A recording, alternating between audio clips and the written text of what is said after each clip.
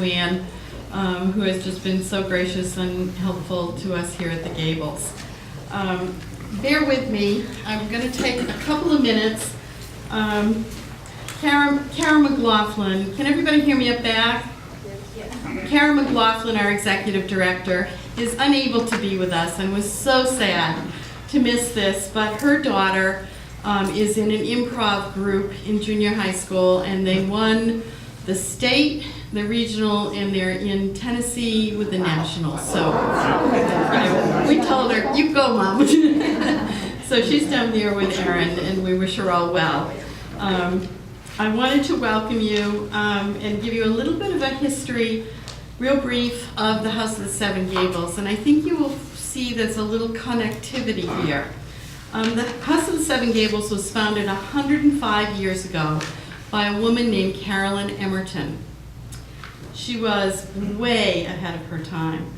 She specifically bought, restored, and preserved the House of the Seven Gables, which was the Turner Ingersoll Mansion, specifically to fund social services for immigrant families who were coming here to find work. She helped them learn English, she housed, fed, taught cooking and sewing, and even ran up and down the street and connected with people to help find them jobs. Her mission of education for immigrant families and preservation of historical houses continues today. This was at a time when women didn't own property for the most part, didn't yet vote, didn't own a business. So the fact that she had established a settlement work nonprofit to fund services and programs for underserved immigrant families was no small feat. She could have spent her fortune on herself, and instead she chose to help others.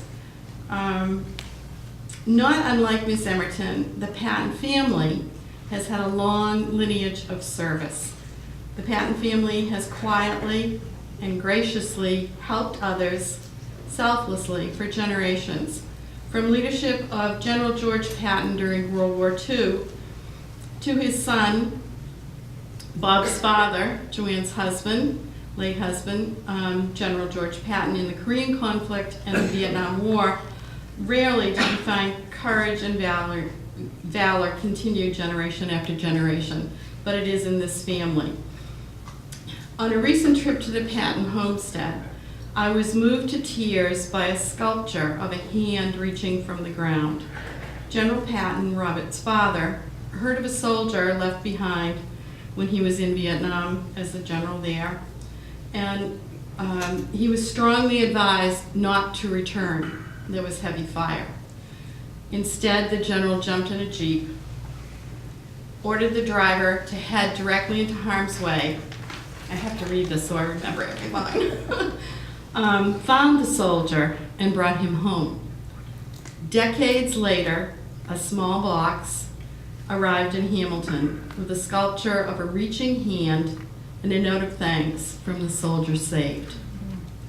Mrs. Patton, also no small feat, raised 5 children, 3 boys and 2 girls, and under her patience and loving wisdom, they all grew to become outstanding individuals, pursuing their callings in their careers, raising families, and proudly carrying a name that is synonymous with American pride and freedom. When I visited Joanne last spring, we sat in her sunroom. We marveled at the fields that stretched down to the Ipswich River and about the old fields that she had just donated to the town of Hamilton for all to enjoy. The pink dogwood was in bloom, as I remember. Her son's books were displayed on the table, and she offered their services to help the Gables. It was a comfortable first visit with a woman who seemed like a very old friend to me. Our guest, Robert Patton, Bob, was as gracious as his mother. He enthusiastically agreed to come to the Gables to give his talk and help us to honor Nathaniel Hawthorne.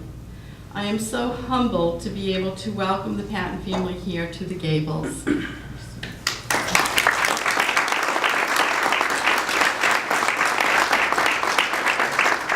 Let me tell you a little bit about our guest speaker, Robert Bob Patton. Robert H. Patton holds degrees in literature and journalism from Brown University and Northwestern University. He worked as a Capitol Hill reporter, a commercial fisherman, a real estate developer before publishing his family memoir, The Pattons, A Personal History of an American Family, to wide acclaim in 1994. The book chronicles 5 generations of ancestors culminating with the author's grandfather, General George S. Patton Jr. There were 5 George Pattons of World War II fame. Mr. Patton has published 4 books since then, 2 novels and 2 histories, the latter including Patriot Pirates, about Revolutionary War privateering, and last year, Hell Before Breakfast, that he'll be discussing tonight, about America's first international war correspondence. Mr. Patton's new book, The Criminal Waltz, a novel set in the Louisiana Bayou country in the 1950s, will be published by St. Martin's Press next spring. Mr. Patton and his wife, Vicki, live in Darien, Connecticut. They have 4 sons and 5 grandchildren. Please help me welcome Bob Patton.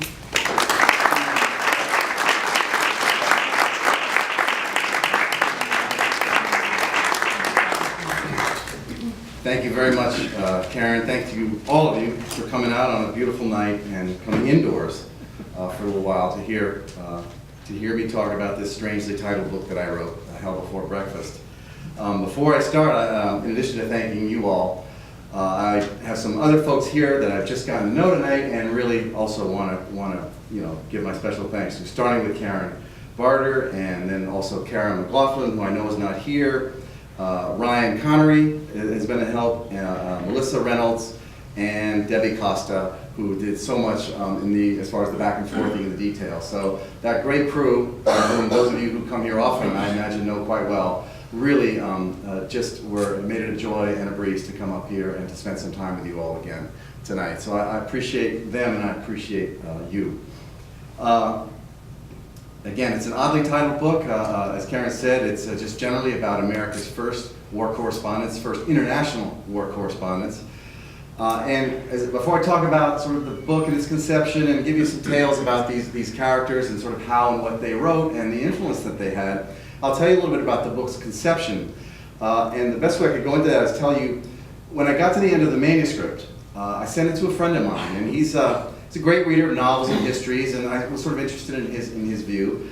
And he wrote back a reply that I like to think was as honest as it was loyal and kind. And what he said is that while he was reading the book, he'd gotten the impression that I must have thoroughly enjoyed writing every word of it.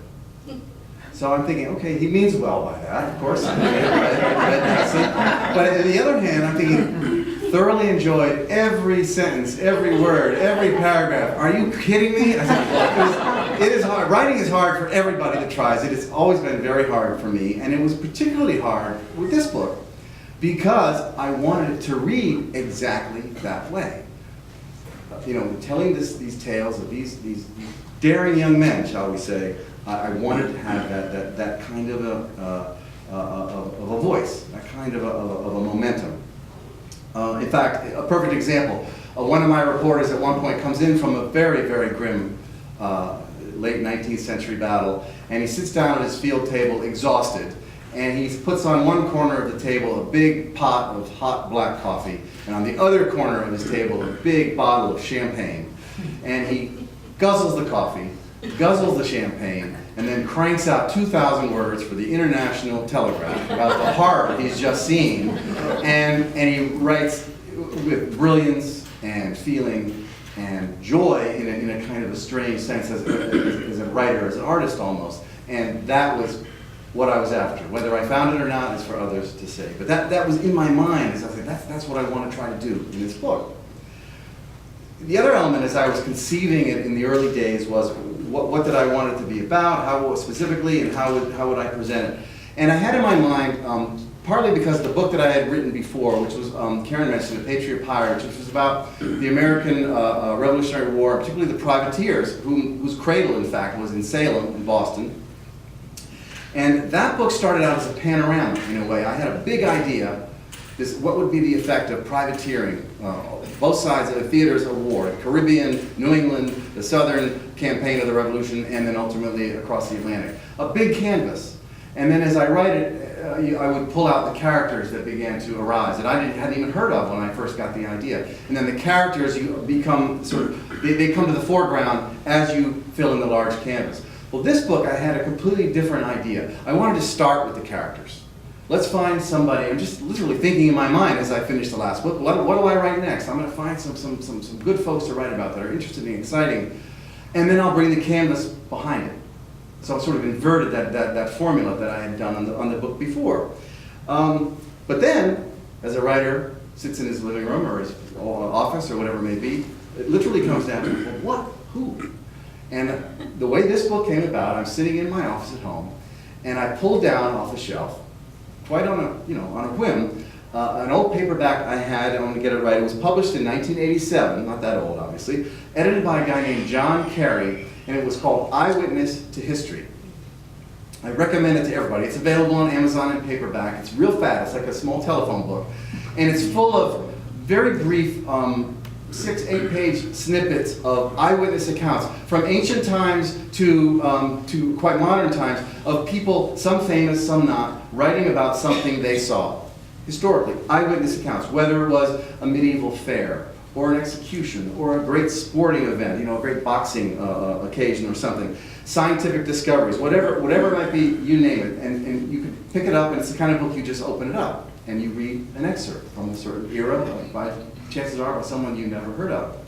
Well, I open the book, Eyewitness History. I'm looking at it, and I open it up to this.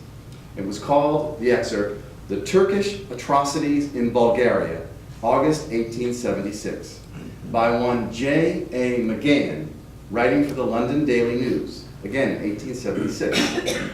And what it was an excerpt of a very heartbreaking and, for the times, very graphic account of the murder of thousands of Bulgarian Christian villagers by a Muslim militia operating under the auspices of the Ottoman Empire, i.e. Turkey, which at that time included the very large, at that time, territory of Bulgaria. So, Christian and Muslim, that's the first thing I think. And boy, aren't we hearing a lot about that these days. Too much for all of us, I'm sure. But in this case, I think we should remember that what I came to understand is that these particular guerrillas, these Muslim death squads, which is what they were comprised of refugees driven across the Black Sea from their homeland in Central Asia and what is today southern Russia. Think Chechnya, Georgia, Crimea. And these Muslim Circassians, as they were called, had fled a brutal Russian conquest, Russian Christians, let's remember, that in the decades immediately preceding these newer atrocities in 1876 had resulted in the death of hundreds of thousands of those Muslims. So what McGahan, this American reporter, happened upon in his investigations in Bulgaria in 1876 was simply another part of an ongoing cycle of sectarian genocide and vengeance that had been going on for decades, and in fact, centuries. Grim, sad, terrible stuff. We see it today still, and yet as a writer, you think, might be a good story. So, we begin to investigate. Even better, as I did investigate, it turned out that J.A. McGahan, or Januarius Aloysius McGahan, was 30, what a great name that is. I mean, Januarius Aloysius McGahan. I mean, could one be more Irish than that? I don't know. He's a 32-year-old American, born in Ohio, who at that time, again, 1876, was the